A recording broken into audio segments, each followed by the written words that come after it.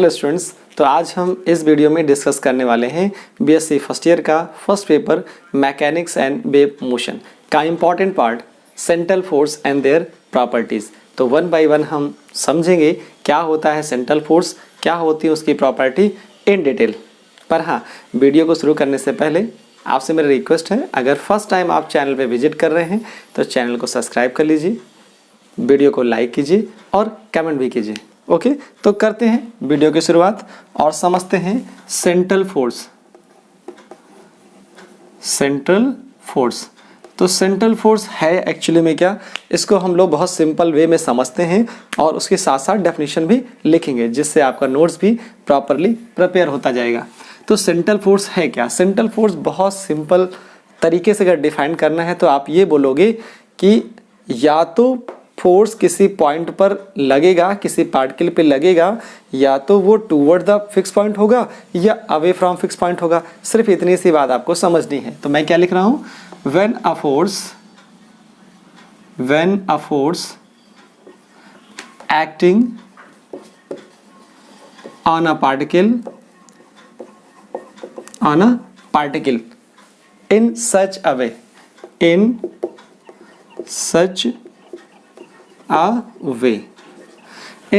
वे ऐसे लगाया गया, it is directed towards or away from fixed point. क्या मतलब समझ में आया आपको? यह जो फोर्स है, जब किसी बॉडी पर, किसी पार्टिकल पर फोर्स लगता है तो वो फोर्स ऐसे लगता है कि उसकी डायरेक्शन या तो फिक्स पॉइंट की तरफ होती है या फिर फिक्स पॉइंट से अवे होती है। ठीक है, एंड इट्स मैग्नीट्यूड, ये इंपॉर्टेंट बात है, इट्स मैग्नीट्यूड, जो उसका मैग्नीट्यूड है depends only, magnitude depends only किस पे? अपॉन डिस्टेंस, कहां से? From fixed point.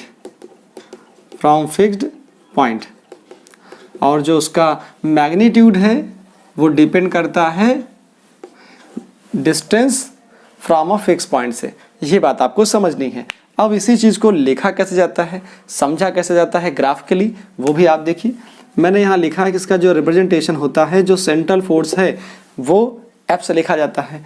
यहाँ पर जो सेंट्रल फोर्स है वो क्या होता है, वो फंक्शन ऑफ आर होता है। क्या होता है? फंक्शन ऑफ आर होता है। और ये फोर्स हो गया, इस फोर्स को आप एफ आर से लिखते हो, ये मैग्नीट्यूड हो गया, इसका रिप्रेजेंटेशन हो गया। डायरेक्शन को देखने के बाद तो मैग्नीट्यूड और डायरेक्शन दोनों मिलाने के बाद ये एक वेक्टर क्वांटिटी बन जाती है। लेकिन इसी चीज़ को फिगर से एनालाइज कीजिए। ये आपके पास एक्स एक्सिस, ये एक्स एक्सिस, ये वाई और ये जेड, एक कोऑर्डिनेट एक्सिस मैंने ले लिया। और ये हो गया ओ पॉइंट, जिसको बोलते हो आप फिक्स पॉइंट, इसी को ओरिजिन बोलते हो। ये ओरिजिन है, ये हमारे पास एक फिक्स पॉइंट है। अब इस फिक्स पॉइंट से कुछ डिस्टेंस पर मैंने एक पार्टिकल एज्यूम किया, मैंने एक पार्टिकल यहाँ पर एज्यूम किया। इसका मास क्या है? इसका मास m है। इस पार्टिकल का मास यहाँ पर m है। तो इस पार्टिकल पर फोर्स लगेगा, या तो वो फोर्स कैसा होगा, टूवर्ड्स फिक्स पॉइंट होगा, या फिर अवे फ्रॉम फिक्स पॉइंट होगा। दो ही बातें होंगी, या तो ये फोर्स कैसा होगा, ये फोर्स इधर लगेगा, या फिर ये फोर्स इधर लगेगा। दो बातें हो सकती हैं इस पार्टिकल पर बस, और इससे ज़्यादा नहीं, कि पार्टिकल पर फोर्स या तो टूवर्ड्स अ फिक्स पॉइंट होगा या फिर टूवर्ड्स या अवे फ्रॉम फिक्स पॉइंट होगा। कौन सी कंडीशन पे कैसा होगा? देखिए, इस पार्टिकल को यहाँ पे लिया था तो उसकी पोजीशन तो होगी, वो पोजीशन वेक्टर है आर। तो ये इस फॉर्मूले में, इस फिगर में मैं जो दिखा रहा हूँ वो है क्या, एक्चुअली में जो एफ है वो तो सेंट्रल फोर्स है, आर कैप जो होगा, आर कैप आर वेक्टर की डायरेक्शन को शो करता है, तो आर कैप इधर हो जाएगा। क्या शो करता है वो, कि वेक्टर आर की क्या डायरेक्शन है। तो आर कैप हो गया यूनिट वेक्टर, मैं लिख देता हूं यहाँ पे कि आर कैप क्या है, यूनिट वेक्टर है। और आर क्या है, आर वेक्टर क्या है, आर कैप हो गया यूनिट वेक्टर और आर वेक्टर हो गया पोजीशन वेक्टर। किसका, position vector of particle M, of particle of mass M, M mass के पार्टिकल का जो है उसकी पोजीशन हो गई, पोजीशन वेक्टर हो गया, ठीक है। और यहाँ पे एफ क्या है, सेंट्रल फोर्स है, एफ क्या है, central force.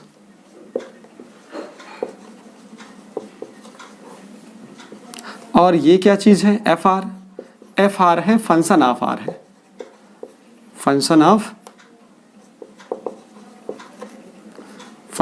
Are, function of R कहिए या फंक्शन ऑफ डिस्टेंस कहिए, इसीलिए मैंने एफ आर लिख दिया। देखिए सेंट्रल फोर्स को आप एफ आर ले सकते हो वेक्टर फॉर्म में, लेकिन जो उसका मैग्नीट्यूड होगा वो एफ आर ही होगा। तो यहाँ बात समझ में आई, जरा नोट करिए यहाँ से एक बात कि अगर फोर्स लगेगा टूवर्ड्स अ फिक्स पॉइंट तो होगा इसका नेचर अट्रैक्टिव। कैसा नेचर होगा, इसका नेचर होगा अट्रैक्टिव, इसका नेचर होगा अट्रैक्टिव। कब होगा, जब फोर्स अंदर लगेगा तो उसका नेचर होगा अट्रैक्टिव, लेकिन जब force away from fix point होगा तो उसका नेचर होगा रिपल्सिव। क्या ऐसा होगा, रिपल्सिव होगा। तो आपको यहाँ से दो बातें पता चल पाई हैं कि अगर किसी पार्टिकल पर फोर्स, सेंट्रल फोर्स अगर फिक्स पॉइंट की तरफ है तो वो फोर्स कैसा होगा, अट्रैक्टिव होगा। लेकिन वही फोर्स अगर फिक्स पॉइंट से अवे हो जाए तो आप उसको बोलोगे कि वो फोर्स कैसा हो गया, वो रिपल्सिव फोर्स हो गया। अब इस चीज़ को इन डिटेल एग्जाम्पल के थ्रू समझते हैं। देखिए यहाँ पे क्या आया, मैंने एग्जाम्पल के थ्रू समझाने की कोशिश करी। मैं एक एग्जाम्पल लेता हूँ ग्रेविटेशनल फोर्स का, आराम से समझना। ग्रेविटेशनल फोर्स,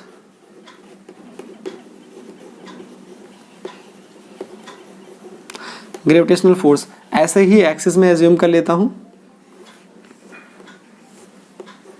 एक्स एक्सिस है, ये वाई एक्सिस है और जेड एक्सिस, ओ सॉरी ये वाई एक्सिस है और ये जेड एक्सिस है। मैंने ऐसा ले लिया और यहाँ पर हमारा ओरिजिन है और हमने एक पॉइंट कंसीडर कर लिया है। यहाँ पर हमारे पास मास है m1 और यहाँ पर मास है m2। जो m2 मास है वो कहाँ पे है, ओरिजिन पे है, रेस्ट पे रख दिया। ठीक, m1 भी रेस्ट पे रख दिया गया है यहाँ पे। ठीक, इस पार्टिकल की पोजीशन, इस मास की जो पोजीशन होगी वो आर वेक्टर होगी, आर वेक्टर होगी। दूसरा इसका जो यूनिट वेक्टर होगा वो कहाँ लगेगा, बाहर की ओर लगेगा, आर वेक्टर की डायरेक्शन में लगेगा। दूसरा देखिए, अब मैं बात करूं कि मास m1 पर लगने वाला ग्रेविटेशनल फोर्स कितना होगा। Gravitational force on, gravitational force कितना आएगा, gravitational force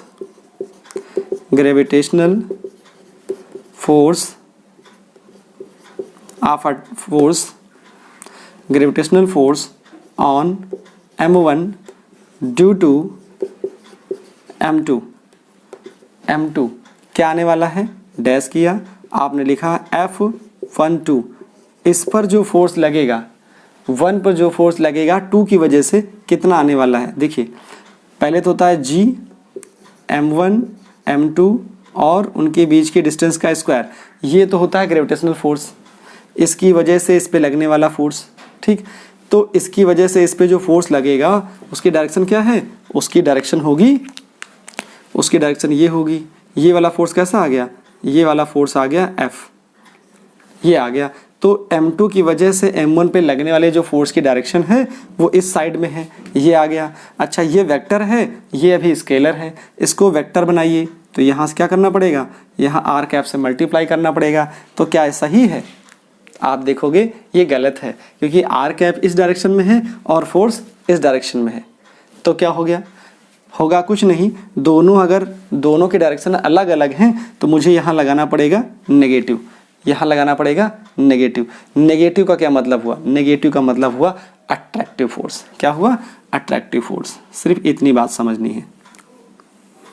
negative indicate the force of attraction. Negative क्या बताता है, अट्रैक्टिव नेचर को बताता है। Negative sign shows negative sign सोर्स क्या सोर्स करता है? Attractive nature. नेगेटिव साइन सोर्स अट्रैक्टिव नेचर।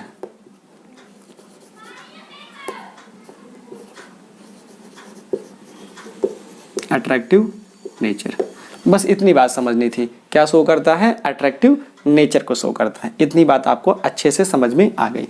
अब मैं दूसरा एग्जाम्पल यहीं पे ले लेता हूं। दूसरा एग्जाम्पल हमारे पास क्या होगा? एग्जाम्पल नंबर 2 मैं ले लेता हूं इलेक्ट्रोस्टैटिक फोर्स का एग्जाम्पल। ठीक है, इलेक्ट्रोस्टैटिक फोर्स तो क्या होता है? इलेक्ट्रोस्टैटिक फोर्स ऑफ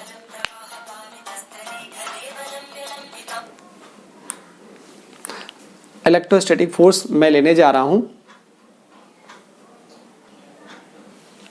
ठीक है बेटा, तो देखिए यहां पर इलेक्ट्रोस्टैटिक फोर्स क्या होगा? इलेक्ट्रोस्टैटिक फोर्स का एग्जांपल देखेंगे। Electrostatic force for like charges कैसे होंगे? Like charges. अगर इलेक्ट्रोस्टैटिक फोर्स आप देखना चाहते हो फॉर लाइक चार्जेस तो कैसे समझाना है मुझे? देखिए, ये आपके पास कोई कोऑर्डिनेट एक्सिस होगा, यहाँ x होगा, इधर y होगा, इधर z होगा। मान लीजिए इस फिक्स पॉइंट पर एक चार्ज आपने क्या रख दिया? इस पे रख दिया Q2। ठीक है, यहाँ पे रख दिया मान लो Q1 रख दिया, और यहाँ पे रख दिया Q2 रख दिया, ऐसे। या यहाँ Q2 रख लेते, यहाँ Q1 रख लेते, कोई फर्क नहीं पड़ता है।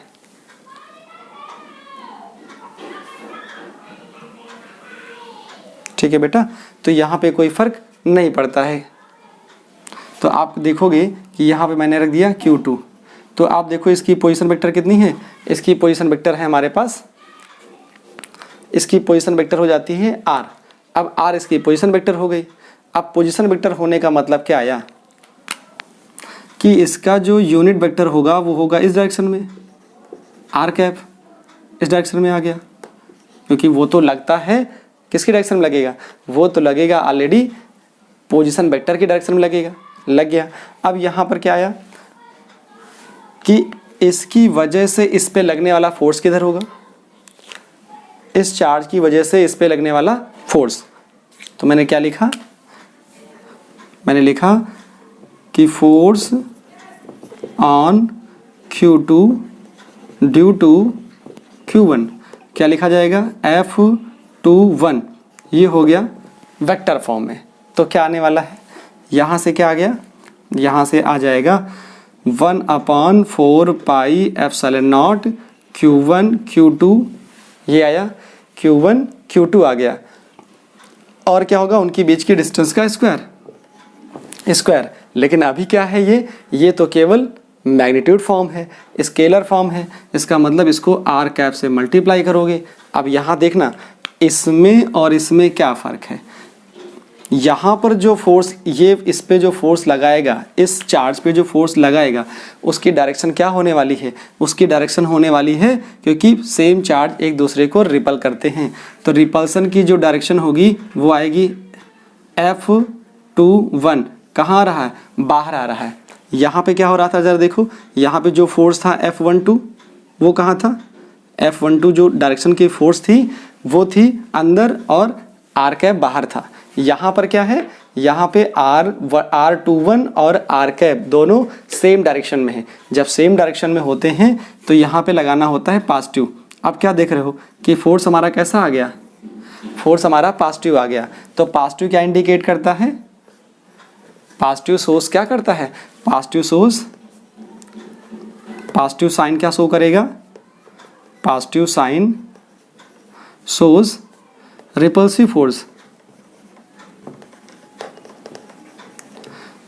Positive sign source repulsive force. तो आपने इजीली ये समझ लिया कि जब भी फोर्स की वैल्यू नेगेटिव आई वेक्टर फॉर्म में, तो आपने क्या देखा कि फिर वो डेफिनेटली अट्रैक्टिव होगा। अगर वेक्टर फॉर्म में जो फोर्स निकाल रहे हो वो पॉजिटिव आ रहा है, तो इसका मतलब सिंपली हो गया कि वो फिर रिपल्सिव फोर्स ही होगा।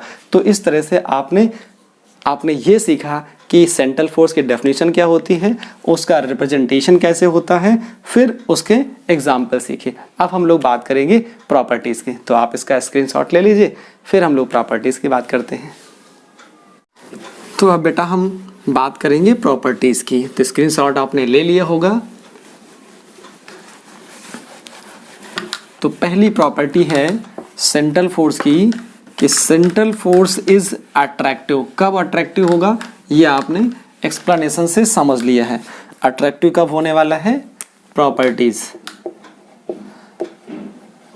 प्रॉपर्टीज में जो पहली प्रॉपर्टी है वो है सेंट्रल फोर्स इज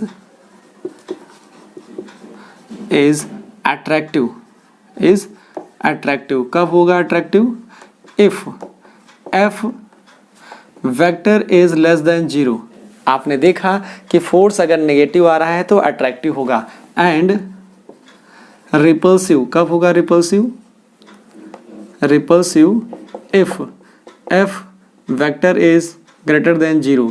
अगर ग्रेटर देन 0 है तो फिर रिपल्सिव होगा और लेस देन है तो अट्रैक्टिव। ये प्रॉपर्टी हमारी पहली है। सेकेंड प्रॉपर्टी हमारे पास क्या आती है कि जो सेंट्रल फोर्स होता है वो कंजर्वेटिव होता है। क्या होता है, सेंट्रल फोर्स इज कंजर्वेटिव। तो central force is conservative in nature.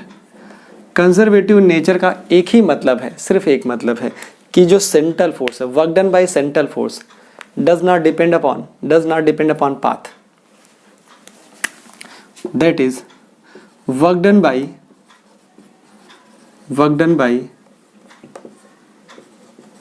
central force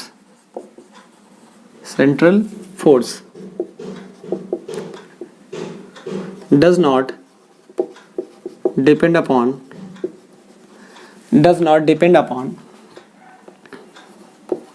path, and work done by central force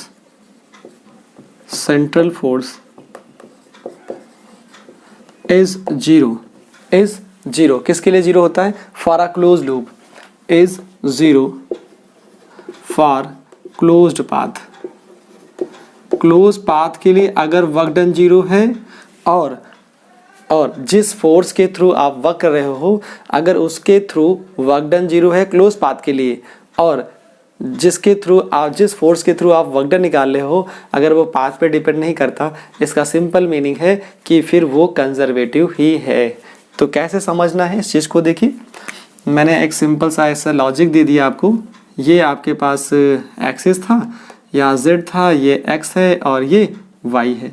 हमने कहा यहाँ पे हमारे पास एक पार्टिकल था m मास का, इस पे फोर्स किधर लग रहा है, इसकी पोजीशन पहले मैंने दिखाई ये। अच्छा, पोजीशन के बाद हम डायरेक्शन कैसे देखते हैं, यूनिट वेक्टर, मतलब हमको यूनिट वेक्टर देना है। यूनिट वेक्टर स्टार्ट कहाँ से होता है, जिस पॉइंट से शुरू करो और जिस पॉइंट पे आपको फोर्स निकालना है वहाँ से यूनिट वेक्टर शुरू हो जाएगा। हमने कहा इसके रिस्पेक्ट में इस फिक्स पॉइंट की वजह से इस पे लगने वाला फोर्स, तो मतलब यहाँ से शुरू कर रहा हूँ, इसका मतलब है पोजीशन वेक्टर इसका किधर होगा, इधर होगा, r कैप होगा। और इस पे लगने वाला फोर्स किधर है, इस पे लगने वाला फोर्स इधर है, वो कितना है, F है। इस पे लगने वाला फोर्स कितना है, F है, ये F वेक्टर है। इतनी बात हो गई। तो हमने क्या बोला, ये हमारे पास एक पॉइंट था, एक पार्टिकल था जिसका पोजीशन वेक्टर आपको मिल गया और r कैप मिल गया। r कैप यूनिट वेक्टर होता है, r वेक्टर पोजीशन वेक्टर होता है, ठीक है। F सेंट्रल फोर्स हो गया। अब मैं आपको क्या बताना चाह रहा हूँ कि इस पार्टिकल को, ठीक है, इस पार्टिकल को अगर आप यहाँ से उठा करके यहाँ लाना चाहो तो ये एक रास्ता है W1। अगर आप डायरेक्ट लाना चाहो तो एक रास्ता ये भी है W2 का,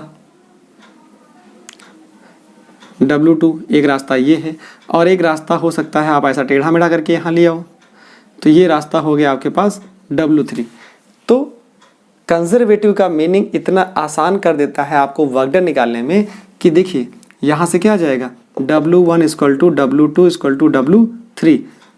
कि जिस रास्ते का वर्क डन आसान हो उसका निकाल लीजिए। अगर आपसे पूछा जाए W3 निकालना टफ है तो आप W2 निकाल लो या W1 निकाल लो, जो उनका रिजल्ट आएगा वही W3 का होगा। तो ये कंजर्वेटिव की ये फीलिंग है, ठीक है। अब हम बात करते हैं थर्ड प्रॉपर्टीज़ की। जो थर्ड प्रॉपर्टी है वो क्या कहती है? थर्ड प्रॉपर्टी आपको ये बताती है in a central force motion. देखिए थर्ड और fourth are very very close, very very close. कैसे? In a central force motion, in a central force motion, in a central force motion, torque acting on a particle, torque होता है tau, torque acting on a particle is always zero। ये बात समझो कि आपको दिखाना है that is tau is equal to 0। कैसे दिखाना है मैं आपको प्रूव कर दे रहा हूँ। that is tau is equal to 0 but how? एक ये, इसी के साथ एक प्रॉपर्टी और है, मैं लिखता हूँ फिर दोनों का प्रूफ देता हूँ। देखिए फोर्थ प्रॉपर्टी क्या है? In a central force motion, दोनों एक साथ प्रूव करेंगे। इन अ सेंट्रल फोर्स मोशन क्या होगा? एंगुलर मोमेंटम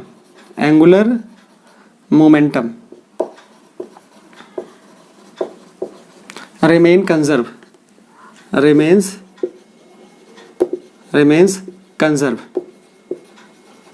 देखिए अगर टॉर्क 0 होगा तो मोमेंटम डेफिनेटली कंजर्व ही होगा, मतलब ये होल्ड कर रहा है तो ये प्रॉपर्टी अपने आप होल्ड हो जाएगी। That is L equal to constant. ये आपको प्रूव करना है, तो बिल्कुल आसान है, हो जाएगा। इसमें कुछ इतना बड़ा लॉजिक नहीं दिया जाता, ठीक है। अब जरा देखो टॉर्क 0 होने का क्या मतलब है, इसी में बता दूं आपको। देखिए फिगर यही ले लेते हैं, बस W1 W2 मत बनाना। कैसा है? यहाँ एक पार्टिकल लिया आपने, इस पार्टिकल पर आर वेक्टर इधर, आर कैप इधर हो गया और आर वेक्टर ये हो गया वाई, ये हो गया एक्स एक्सिस, ये हो गया जेड एक्सिस, ठीक है। अब क्या हुआ? इधर मान लो हमने लगाया कि यहाँ पे एक पार्टिकल था m मास का, इस पे फोर्स लग रहा है इधर, F सेंट्रल फोर्स इधर लग रहा है, ठीक है। अब जरा देखिए मुझे क्या करना है? टॉर्क देखना है। क्या देखना है? टॉर्क। तो यहाँ पर मैं फोर्स क्या लिखूंगा? तो टॉर्क इक्वल टू क्या होता है? एज वी नो दैट, पहले इसको प्रूव कर रहे हैं फिर इसको कर देंगे, दोनों एक साथ कंबाइन करके। आपको जो प्रूव करना हो वैसा करना। एज वी नो दैट, ये सबूत है, ठीक है। सबूत किसका? सबूत 3 और 4th प्रॉपर्टीज का। वी नो दैट क्या होगा? टॉर्क इज इक्वल टू होता है आर क्रॉस एफ। क्या होता है? टाउ इज इक्वल टू होता है आर क्रॉस एफ। अगर इसको मैग्नीट्यूड फॉर्म में लिखें तो लिख सकते हैं tau is equal to R F sine theta, लिख सकते हैं। तो आर और एफ के बीच का एंगल, तो आर इधर है और एफ इधर है, तो दोनों के बीच एंगल कितना है यहाँ पे? थीटा इज इक्वल टू है 180। कितना है? 180। तो यहाँ थीटा की वैल्यू 180 है, यहाँ लिखा जाएगा sin theta is equal to 180, तो यहाँ रख दो। तो टाउ इज इक्वल टू कितना आएगा? Are F sign 0। Sin sign 0 क्या होता है? साइन 0 0 होता है, साइन 0 0 होता है। तो फिर ये टाउ इज इक्वल टू 0 आ जाएगा। टाउ इज इक्वल टू 0 आ गया। अभी क्या आया? अच्छा टाउ इज इक्वल टू 0 आएगा तो ये तो हो गए थर्ड प्रॉपर्टी प्रूव्ड। कैसी हो गई? Third property proved. Third property proved हो गई। अब हम बात करते हैं किसकी? फोर्थ प्रॉपर्टी की। इसी के बाद क्या लिखोगे? इसी के आगे लिखो as we know. As we know क्या जानते हो आप? आप ये भी जानते हो कि टाउ इज इक्वल टू होता है, टाउ इज इक्वल टू होता है dl बाई dt। अगर टाउ की वैल्यू 0 पुट कर दो तो क्या आएगा? dl बाई dt आ जाएगा। और dl बाई dt का क्या मतलब है? किसी का डिफरेंशिएशन 0 आ रहा है, इसका मतलब है कि वो चीज़ कांस्टेंट है। इसका मतलब क्या है? That is l equal to constant. तो यहाँ से आपने थर्ड प्रॉपर्टी और फोर्थ प्रॉपर्टी दोनों प्रूव कर दी। This the fourth property. Fourth property proved. क्या हो जाएगा, फोर्थ प्रॉपर्टी प्रूव्ड। आपने थर्ड और फोर्थ दोनों प्रॉपर्टी को प्रूव कर दिया। This is fourth property proved. इतना काम आपको आसानी से समझ में आ गया। अब मुझे आपको एक्सप्लेन करना है कौन सी प्रॉपर्टी, फिफ्थ प्रॉपर्टी। तो फिफ्थ प्रॉपर्टी क्या होती है, मैं यहीं पे लिख देता हूं। देखिए फिफ्थ प्रॉपर्टी, तो जो फिफ्थ प्रॉपर्टी है बेटा वो कौन सी प्रॉपर्टी है, वो है द मोशन अंडर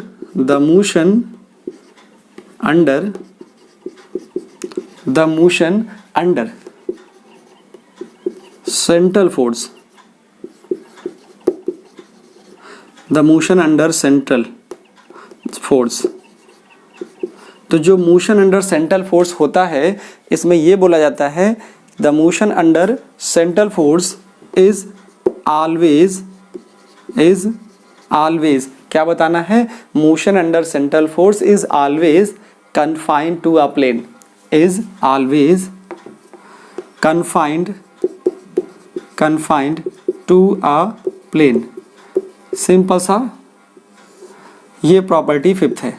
इस प्रॉपर्टी को आप समझो, कैसे बताना चाह रहा हूँ, मतलब एक ही प्लेन में कन्फाइंड होते हैं। कैसे, मोशन या जो force is always confined in motion.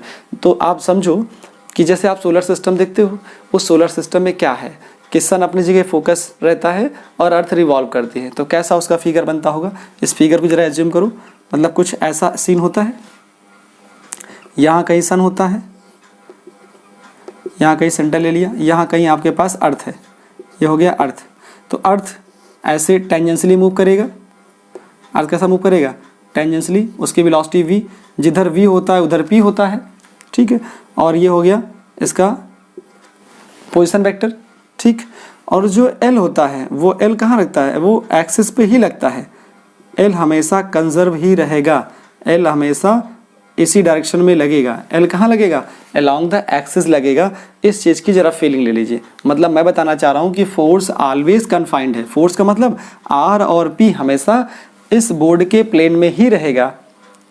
Always confined to a plane, जिस प्लेन को लोगे उसमें r और p हमेशा कन्फाइंड रहेंगे। कैसे रहेंगे, देखिए एक मैंने लिया ब्लू मार्कर, तो हमारे पास ये ब्लू मार्कर हो गया। इस ब्लू मार्कर को समझिए, ये शो करता है किसके लिए, ये बताता है ये ब्लू मार्कर बताता है पोजीशन वेक्टर को, और ये बताता है ब्लैक मार्कर बताता है वेलोसिटी को, ठीक है। तो ये कुछ ऐसा होगा, यहाँ पे देख रहे हैं ऐसा, ये मैं ऐसा दिखाऊं तो ये बन गया पोजीशन वेक्टर और ये हो गया इसकी वेलोसिटी। तो ये जो होगा वो ऐसे होगा। तो देख रहे हो आप कि जो रेड मार्कर है वो बताता है एल को, और ये जैसे घूमेगा तो ये प्लेन में घूमेगा। जो आर और ब्लैक और ब्लू मार्कर है वो प्लेन में घूमेगा, हमेशा प्लेन में घूमेगा। और जो ये होगा ये हमेशा परपेंडिकुलर रहेगा। इसका मतलब फोर्स ऑलवेज कन्फाइंड, फोर्स का मतलब पोजीशन वेक्टर और मोमेंटम या कह लीजिए वेलोसिटी, ठीक है, वो हमेशा कन्फाइंड रहेगा प्लेन पर। और L क्या होगा, L हमेशा कंजर्व रहेगा, चाहे ये घूम करके यहाँ पे आ जाए, ये यहाँ पर पहुँच जाए तो भी L यहीं लगेगा, वो हमेशा कंजर्व रहेगा। कंजर्व क्यों रहेगा, क्योंकि टॉर्क जीरो होता है। क्योंकि आपने पढ़ा है थर्ड प्रॉपर्टी में torque acting on a particle under central force motion zero होता है। तो यहाँ तक सारी बातें थी सेंट्रल फोर्स से रिलेटेड। उस सेंट्रल फोर्स क्या होता है, सेंट्रल फोर्स की प्रॉपर्टी क्या होती है, और उनका इन डिटेल जो भी एक्सप्लेनेशन हो सकता था मैंने आपको एक्सप्लेन किया। होपफुली आपको वीडियो अच्छा लगेगा। Thank you so much for watching this video.